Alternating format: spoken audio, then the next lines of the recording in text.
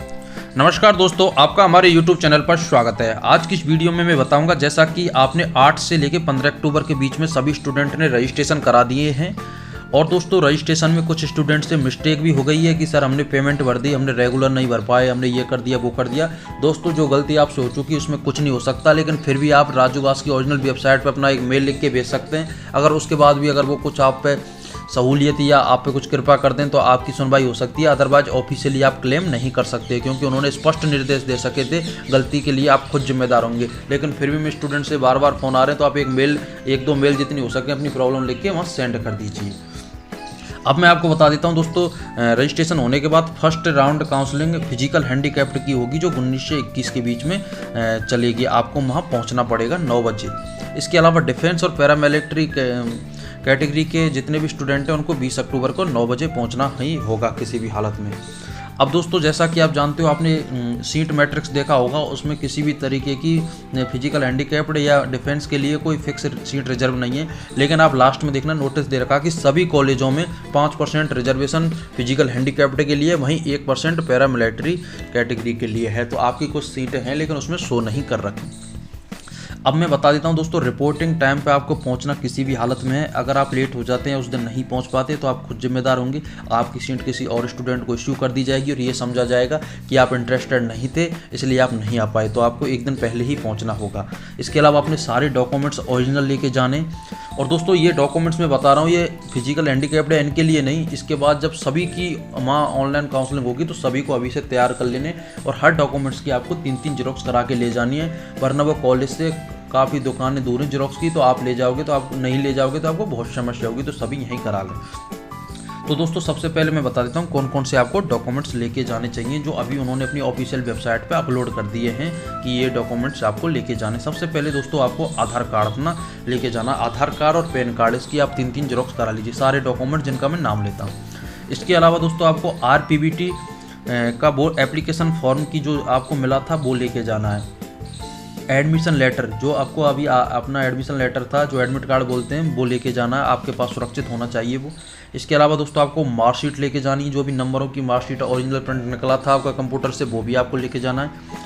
Online counselling जो अभी आपने कराई है उसका रजिस्ट्रेशन फॉर्म भी आपको लेके जाना है। जब अभी आपकी ये 8 अक्टूबर से लेके 15 अक्टूबर के बीच में जो ऑनलाइन काउंसलिंग हुई है, इसका जो आपको रजिस्ट्रेशन का जो फॉर्म दिया होगा वो लेके जाना है। इसके अलावा जो आपने 1000 रुपये जिस बैंक में जमा कराए थे, वहाँ 3 ऑप्शन आए होंगे आपके पास, तो यूनिवर्सिटी कॉपी वाला आपको लेके जाना है। एक बैंक में जमा हो गया, एक आपको खुद के पास रखना है। दोस्तों वहीं फिजिकल हैंडीकैप्ड सर्टिफिकेट होना चाहिए, और ओनली फिजिकल हैंडीकैप्ड के लिए ये, उस पर आपको फ़ोटोग्राफ लगा होना चाहिए, और वो लास्ट 3 मंथ पुराना होना चाहिए किसी भी हालत में। उससे अगर पुराना तो वो नहीं चलेगा। और राजस्थान सरकार द्वारा या किसी भी गवर्नमेंट मेडिकल कॉलेज द्वारा अप्रूव होना चाहिए, जिस पे गवर्नमेंट की मोहर हो कि रियल में फिजिकल हैंडीकैप्ड हो, तभी आपके फिजिकल हैंडीकैप्ड का वो माना जाएगा। और दूसरी बात ये है कि अगर आपने फॉर्म भरते समय अगर फिजिकल हैंडीकैप्ड कैटेगरी में अपना फॉर्म नहीं भरा, और अगर आप अब फिजिकल हैंडीकैप्ड से काउंसलिंग कराओगे तो आपको नहीं माना जाएगा। उस टाइम भी आपका फिजिकल हैंडीकैप्ड से फॉर्म होना चाहिए, तभी आपको फिजिकल हैंडीकैप्ड माना जाएगा। वरना अगर आपने उस टाइम OBC जनरल से फॉर्म भर दिया और अब फिजिकल हैंडीकैप्ड का सर्टिफिकेट लेके पहुंचोगे तो आपकी कोई तरीके की सुनवाई नहीं होगी। इसके अलावा मैं बता देता हूं दोस्तों, डिफेंस पैरामिलिट्री सर्टिफिकेट आपके पास होना चाहिए, जो वहाँ से मिलता है। आपके और आपके फादर का जॉइंट फोटो होता है, वो भी अप्रोक्स आपका 6 मंथ के समथिंग पुराना होना चाहिए। अगर ज़्यादा पुराना फिर भी काम चल जाएगा, लेकिन कोशिश करो कि आपके पास नया हो। इसके अलावा दोस्तों अब जो बेसिक डॉक्यूमेंट्स हैं ये सबको बनवा लो अभी से। राजस्थान का डोमिसाइल होना चाहिए, जिसे राजस्थान मूल निवास कहते हैं, वो आपको बनवा लो। अभी डिजिटल बन रहे हैं, काफ़ी टाइम नहीं लगेगा उसमें। अगर आपके पास ऑलरेडी है तो कोई प्रॉब्लम नहीं है। वहीं दोस्तों आपको कास्ट सर्टिफिकेट बनवा लेना, जिस कैटेगरी से आपने फॉर्म भरा है, OBC, SC, ST, EWS, SBC, जो भी कैटेगरी में आपको कास्ट सर्टिफिकेट अपना रेडी रखें। कास्ट सर्टिफिकेट तो वैसे भी दोस्तों 6 मंथ या 3 मंथ पुराना ही होना चाहिए। ज़्यादा पुराना है तो उस पर शायद आपको ऑब्जेक्शन हो सकता है, तो इसलिए आपके पास होगा। इसके अलावा दोस्तों 10th की मार्कशीट आपकी होनी चाहिए, जिसके पीछे ही सर्टिफिकेट आता है, तो मार्कशीट और सर्टिफिकेट दोनों साइड से जेरोक्स करा लेना आप।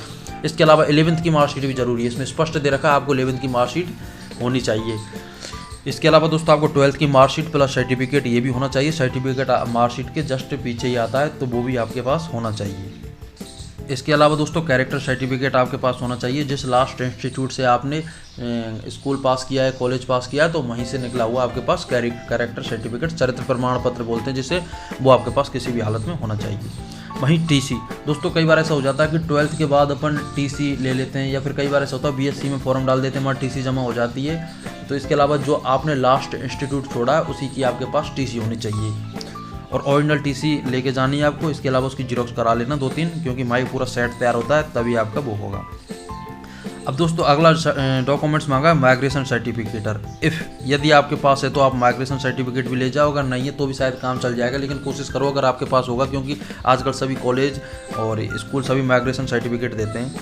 वहीं दोस्तों उसमें लिख रखा है 2 पासपोर्ट साइज फ़ोटो। मैं कहता हूँ 2 की जगह दोस्तों आप 5 से 7-8 फ़ोटो ले जाओ, और वही फ़ोटो होने चाहिए जो आपने उस टाइम फॉर्म फिल किया था उसमें जो अपलोड किए थे उस पर, वही सेम फ़ोटो होना चाहिए। अदर फोटो आपका नहीं चलेगा, वरना आपको और प्रॉब्लम हो जाएगी।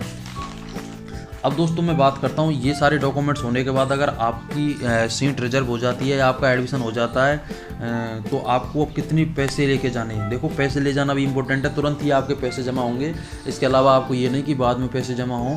तो अब मैं बात कर देता हूँ दोस्तों, फीस एडमिशन अलॉटमेंट के टाइम आपको जो सीट अलॉटमेंट हो जाएगी, अगर आप रेगुलर सीट मिलती है और आप जनरल कैटेगरी के बॉयज हो तो आपको 15,740 रुपये लेके जाने हैं। ये आपके ऑन द स्पॉट जमा होंगे 15,740 रुपये।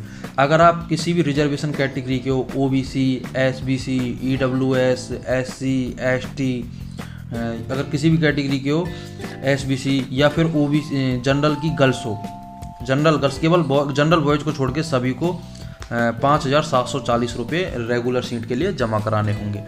अब बात करते हैं दोस्तों पेमेंट सीट। पेमेंट सीट हर स्टूडेंट को 2 लाख रुपए देने, आप किसी भी कैटेगरी के हो, आप में इसमें कोई तरीके की रियायत या छूट नहीं मिलेगी।